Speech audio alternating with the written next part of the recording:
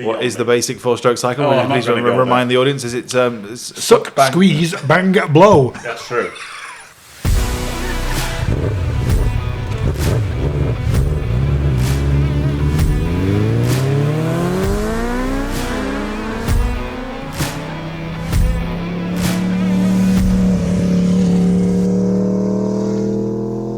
So, hello again, listeners.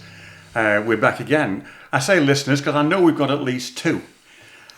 My mate Brian has given me some feedback. There's sat opposite you, mate. And my wife's had a listen, so no, we've got at least two apart from ourselves. One of your offspring is, quote, getting through it. One of my offspring is getting through it. One of us has got through it. And my mate Brian has said he's enjoyed it. So there's at least three people out there besides my us. Girlfriend is getting through it, apparently. Well done. She started it. Yeah. So today, for the first time, as far as I know, there's three of us, not just two. There's myself, Rob. We have Andrew. And there's me, Mike. Why is Mike here? That's a very good question. We'll be discussing that later. There's a very question good I have to ask myself quite on a regular basis. No, we're actually in Mike's house. So we've got... Mike's hosting us today because he has very graciously... the rear caliper on my motorcycle has decided to stick. It was long overdue a service. I think I had the rear caliper seals since June 2020. Just sort of in my flat, just sort of knocking about. And every couple of years or whatever, you take it back, it will be a good idea to... Listeners, I told Andrew 5 years ago that his rear caliper could do with a rebuild, really. Andrew bought the seals and then put them somewhere safe, and they haven't been seen since. And it's only the fact he's now... Shut up, Andrew. It's only the fact he's now moving house that he's managed to find the said seals. Anyway, today we have rebuilt his caliper. The 7 seals that... So the original plan...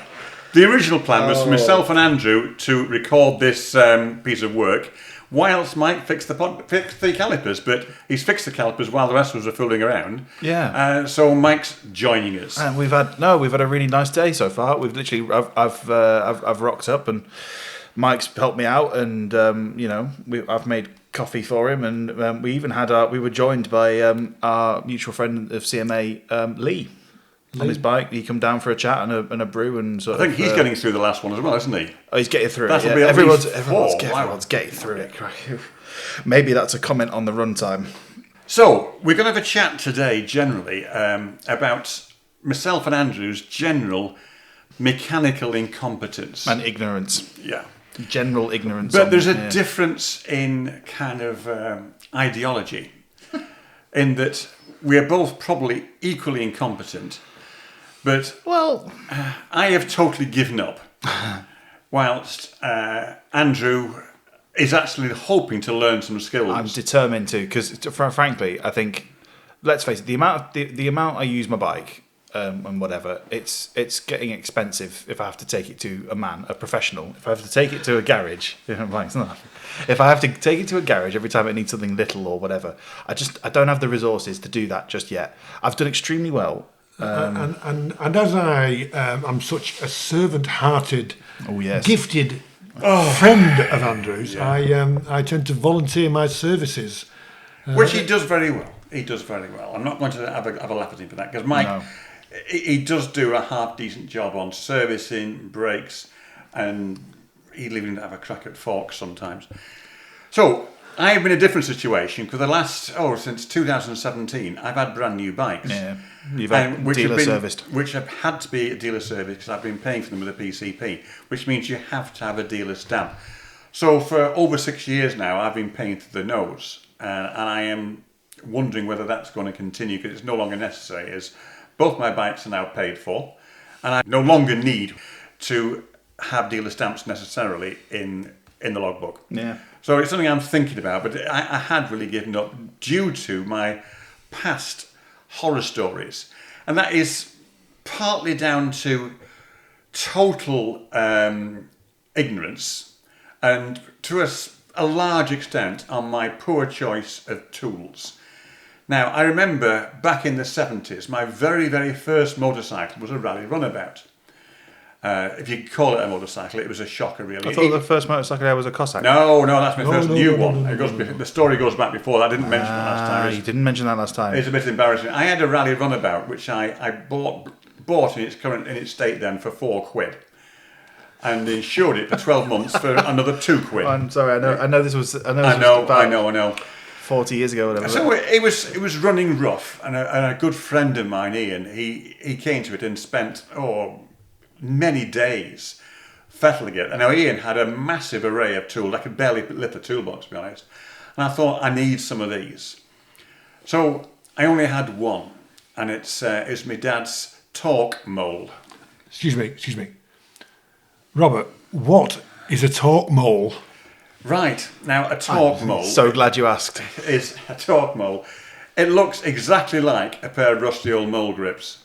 The difference is that when you're using them, and it's on some bolt like a cylinder head bolt that needs a specific torque setting, you get the rusty old mold grips, which were the actual teeth of which were quite blunt and guaranteed to round off anything you're trying to use. You grip it as tight as you possibly could, haul as hard as you can, and then shout click to show that you'd actually made an effort to torque it down. So that was I did practically everything with that. So with this rally runabout, a manual torque wrench. A manual torque wrench, where you had to shout click to show that it was tied it up. Torqued to the correct setting. So I was determined to... Hang on, was that in foot-pounds or Newton meters? I don't care. I was determined to decoke the engine of this rally runabout, because I'd heard people say that. So I had to use the torque mold to get the cylinder head bolts off. But the problem was, you were supposed to use some form of socket or tube spanner or something, because the cooling fins were in the way. So I got around that problem by snapping them off. I snapped off 2 cooling fins just so I could access the... You don't need cooling, you just need to ride faster. Exactly, yeah, that's correct. More air flowing through the... Yeah. So I yanked off the head bolt, and the cylinder head came off, and as I suspected, the top of the piston was completely covered in crud. So I chiselled that off with the handle of the torque mold, because I had nothing else. And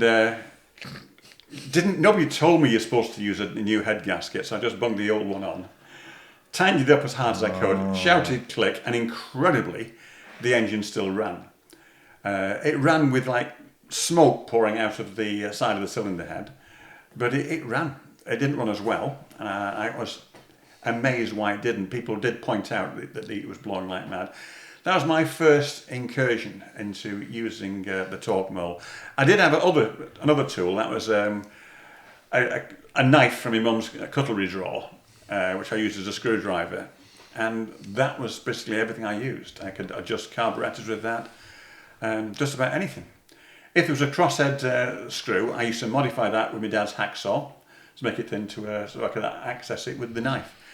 So having the right tools is something that So you had a hacksaw as well, so you had 3 tools. 3 tools. I had the knife from the cutlery drawer, the torque mold, and the hacksaws for screw modification.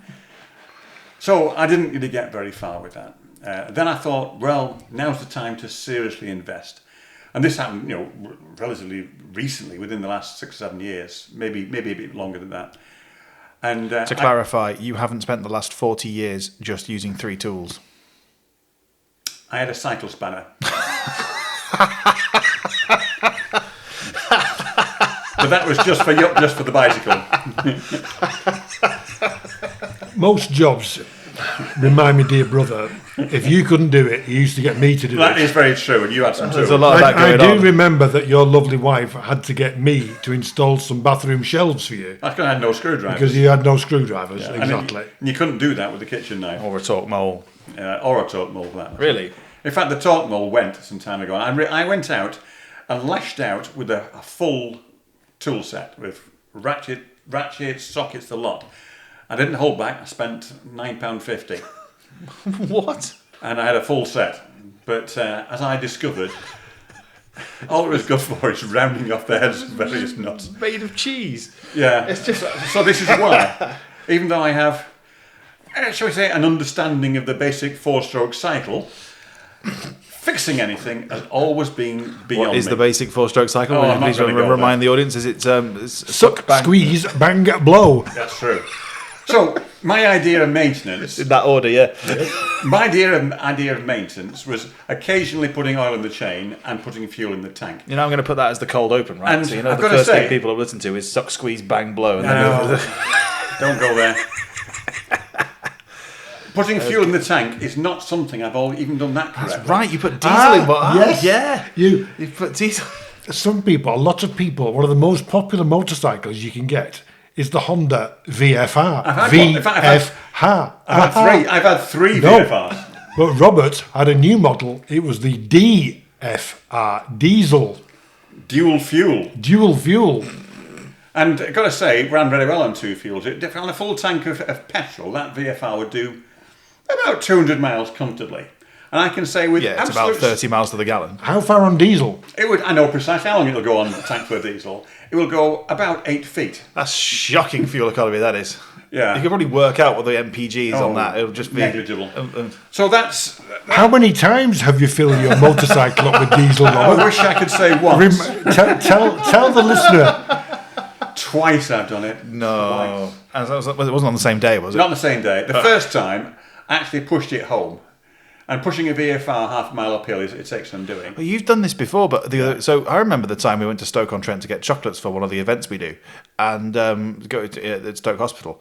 And you said the car is sometimes a bit laboured on start because it's got about a third of a tank of petrol in it. It was a diesel more than Passat. that. It was half a tank. I did it the other way around with the Passat. car. You did it yes. the other way around with the car. I was halfway through filling it with petrol, and I realised I topped it up with diesel, and incredibly it ran. Well, incidentally, what colour is the shirt that you're wearing? It's green. Yeah. And what colour is the little patch? It's dark blue or black. Right, so you can tell the difference. I can't tell the difference. Yeah, I can't tell the difference. It's not some fundamental No, vision problem. no, where you're it's like, just you make a stupidity. terrible bomb disposal. It's Which just red wire, stupidity. green wire? Is it? Which one do I cut? Ah! No. But no, it's- you can actually distinguish between green and black. I can. Yeah. I can. So So, you just I filled it's my just car up with petrol, and sadly, it's not the only time I've ever done that as well. Well, you know when you see like those breakdown adverts and they go, "We'll cover you even if you put the wrong fuel in petrol No, station." it was me. and stuff. And you think, who does that in real life? And then of course yeah. So the first time I pushed the VFR home, took the tank off, turned it upside down into containers, and then stuck it all in the car. And I ran what was left in the car. The second time I was in a bit of a hurry. And then we used what's called your mates. And my mates all turned up. My mate John had a fuel pump, which he pumped out my tank by the fuel pump at Asda, emptied it into containers. I took the said containers off to the dump and suitably discharged them into their receptacle, filled it up with petrol, and I thought it's not going to go, because I'd actually ridden it this time. I'd ridden it 8 feet, which meant that the Got actual all diesel through the system and all that. full system full of diesel, including the cylinder head. Yeah, I thought it's not going to go. I filled it up with petrol, cranked it for ages, and all it did was make slow clouds of blue smoke at the back. And then I heard it cough, and I knew it was going to go. And then it started. It completely flooded a rather large Asda car park with blue smoke, and I was just so happy because it was fine after that. I've heard they can be tuned to run on vegetable oil VFRs. It can probably be on that. It can probably run on mud, to be honest. The V4 engine, you can run it on anything. Yeah. So yeah, that's my experience. I've now completely given up on maintenance. See, The option is the main dealer or somebody else. Yeah, because I see the jobs that Mike does, and I think to myself, yeah, like obviously, like I think stripping down a cylinder head and going that far down and like working out, doing my own valve clearances, which I tried once on my 125 and it failed spectacularly. I've recently ruined a perfectly good engine by doing that, so I wouldn't want to attempt jobs like that. Although with the Tiger, it's a shim, isn't it? It's not a. And no, I'm not going to even think about it. But like just being able to take my own bike partially to bits again, because I've got tools, and do simple things, changing oil, changing air filter, cleaning all that stuff, and chain maintenance, things like that, and not be reliant on the grace of others or paying for it. Could I even do a clutch? Probably could, to be honest. I probably could.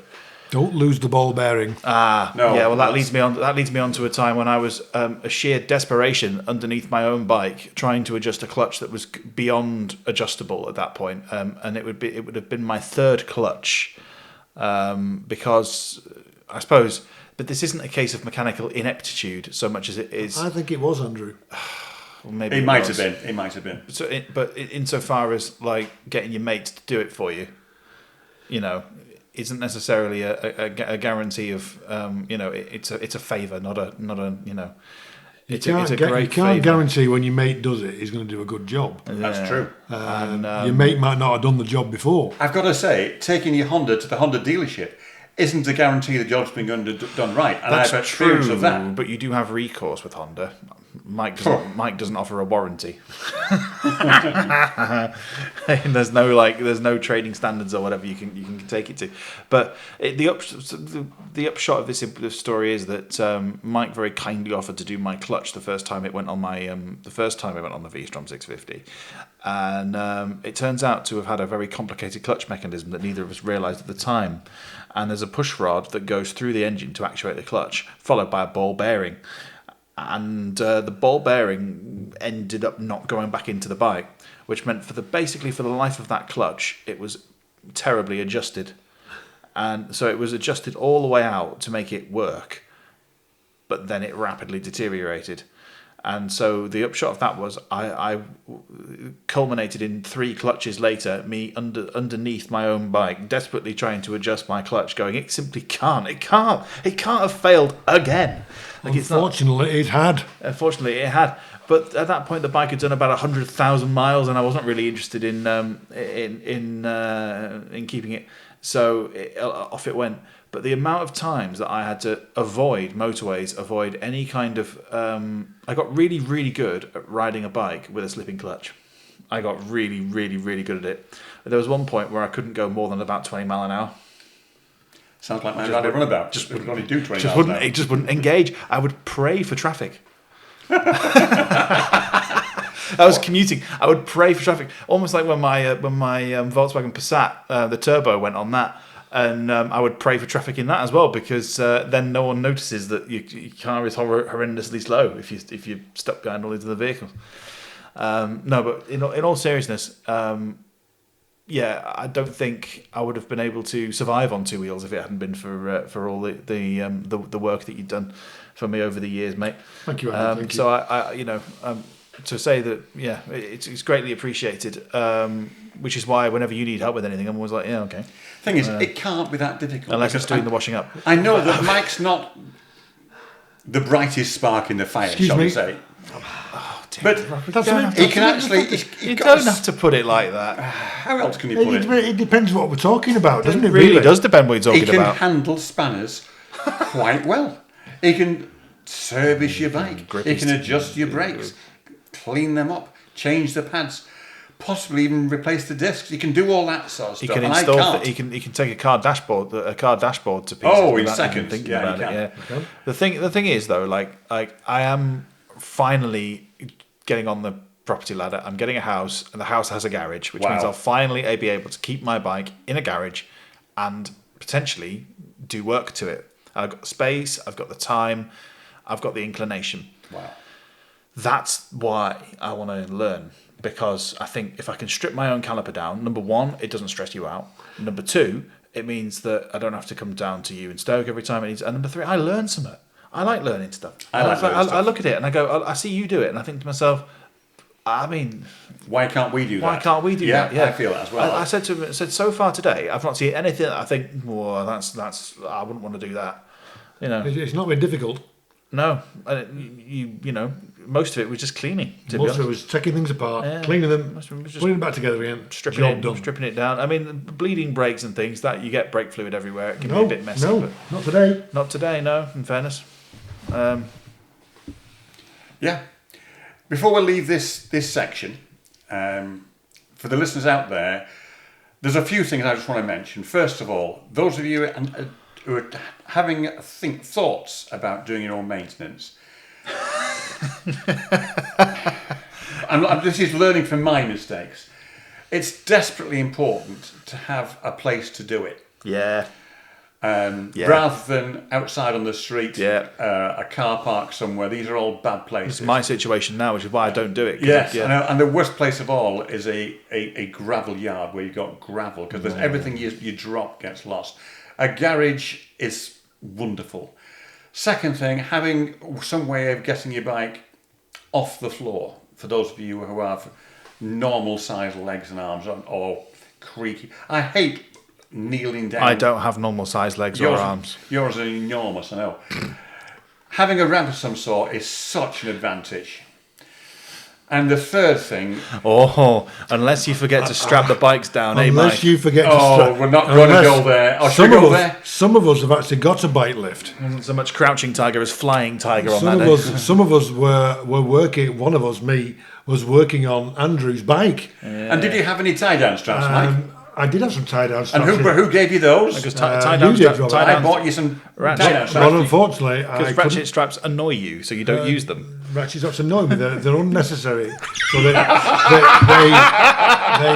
stay hung up on the garage wall. Where they can do the best use possible. Ratchet straps. Tell us about the flying tiger, Mike. So I was in the process of again, dare I say, working on Andrew's bike again. This time it was 3 foot up in the air and not well secured. And not well secured. And I was attempting to undo the front sprocket nut to do the chain and sprockets.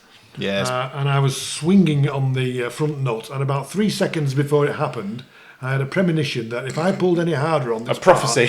a prophecy, yes. A word of knowledge. A word of knowledge, prophecy, whatever you call it. I could foresee that if I pulled harder on this 3 foot bar, trying to undo this nut, the bike would lurch forward and fall off the lift. And yes, that is exactly what happened. So then, Mike, you just picked it up, didn't you? So then I just picked it up and said, "Nout." No, I had to make that phone call to Andrew and say, "Andrew, I have just dropped your bike off the lift."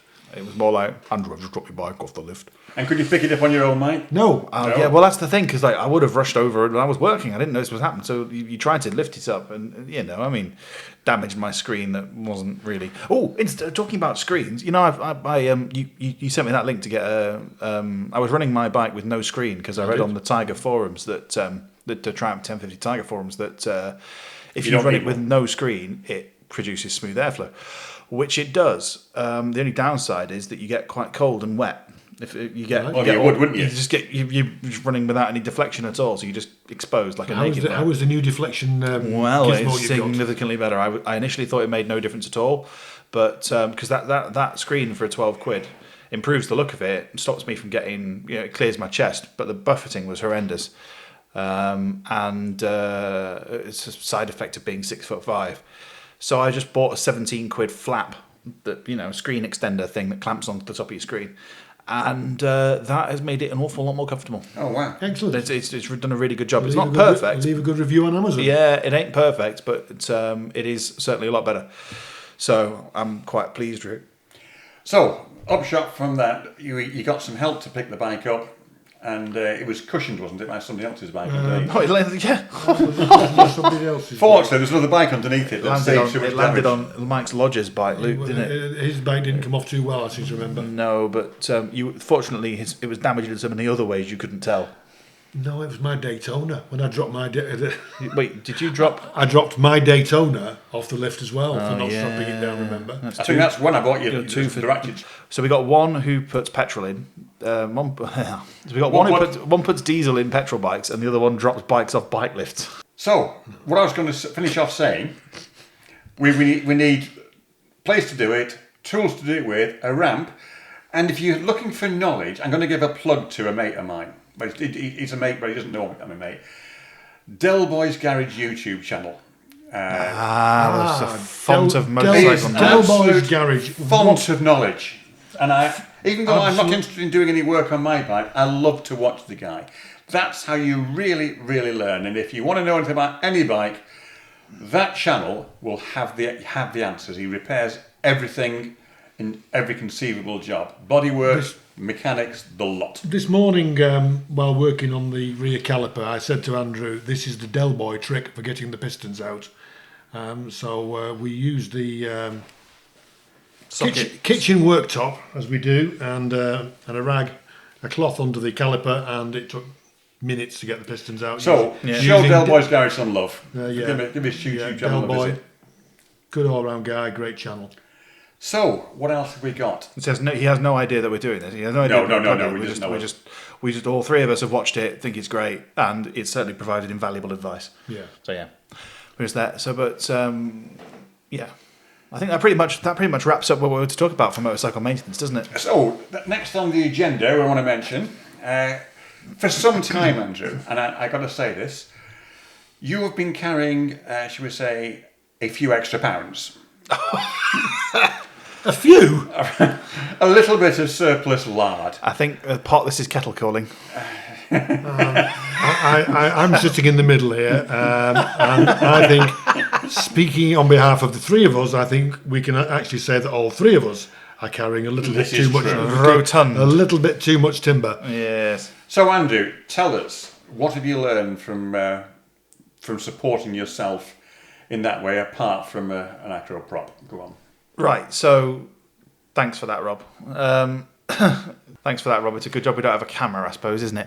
Yeah. So basically, what happened is, so I went down to meet my girlfriend's family, basically, and were they staggered at the sheer size of you? Well, actually, do you know a funny story? Actually, scared her mum. Her mum jumped back in sheer terror when she saw me the first time around. She was genuinely. I hope you had a shave when you went. Oh yeah. Haircut. No, he's back in Germany. Clean shirt. What? Yeah, clean shirt. I did actually have a clean shirt. Yeah, it didn't have any writing on it, which is. Did you wear a tie? What? No, doesn't possess a tie. I do. I possess several. What? Do you not see me wear a bow tie or anything like that? No. Why would you have done?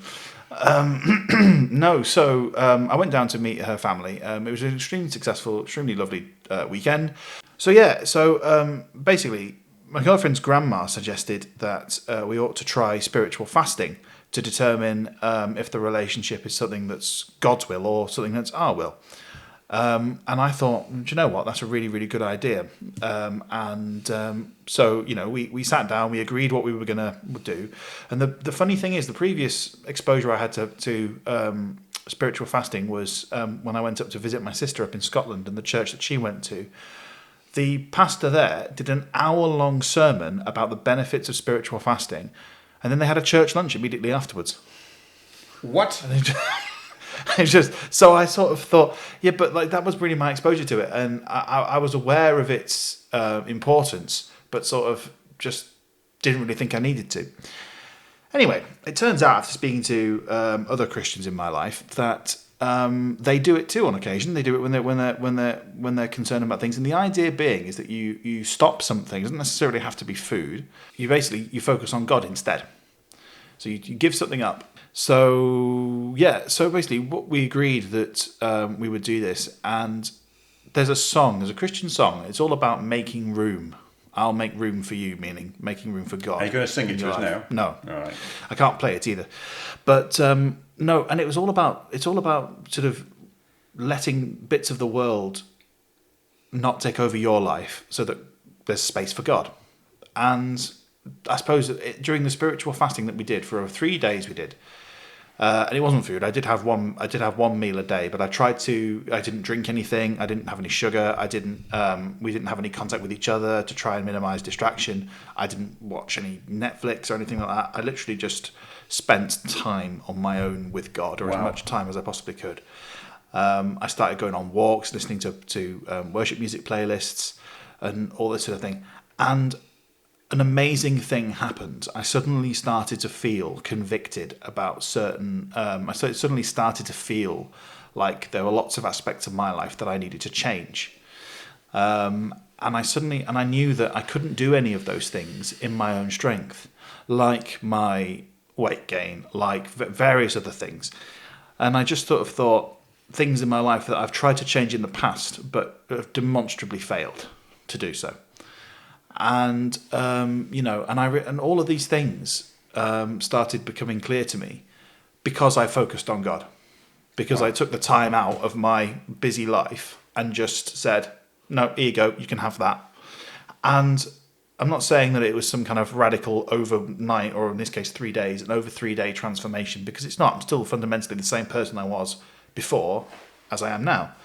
The difference is that I have a much greater understanding of how we go about changing and improving our lives, our Christian lives, and our relationship with God. And a lot more things now I prayerfully consider than I ever did before. And I'm trying to build some good habits, but I'm acutely aware that it's only by God's grace that I'm able to do any of these things. So, yeah. It's pretty great. Good stuff. Did any of that make sense? And was any of that good? It's a long time. I have done something similar in the past. So many people I've started to speak to. As soon as I've started telling people I've done this, go, I've done that in the past. My mum's doing it, apparently. She does it quite frequently. Did it have any impact on you physically? Physically? The fasting bit. Did you lose any weight? Did it make you feel better in any way? Made me feel better. Yeah, I think. There was certainly there were more than just food that I gave up. Like I just think I started drinking more water. I started to pay more attention to, was I actually hungry, or was it just? I really started to prayerfully consider things more. Wow. Way more than I ever did before.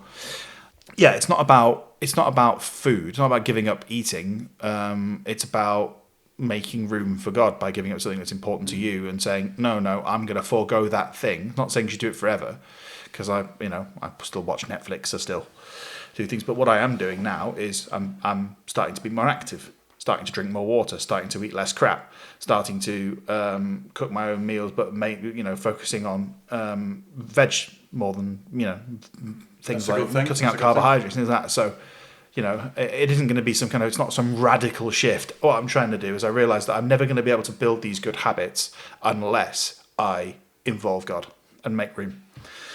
And that's it. Wow. So what can we take away from this overall? Well, I tell you what we can take away from this is without God and without good mates and without a good Christian support network,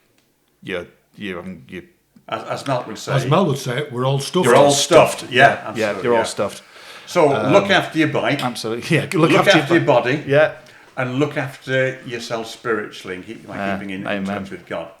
And I think that's, and it helped that on the Sunday obviously I had my church, but I was excited. The thing is, because I'd had this, I was excited. I was excited to tell people. I'm excited to explain it here, and I'm excited to carry on with it. And I came back to we started, girlfriend and I started talking after the fast.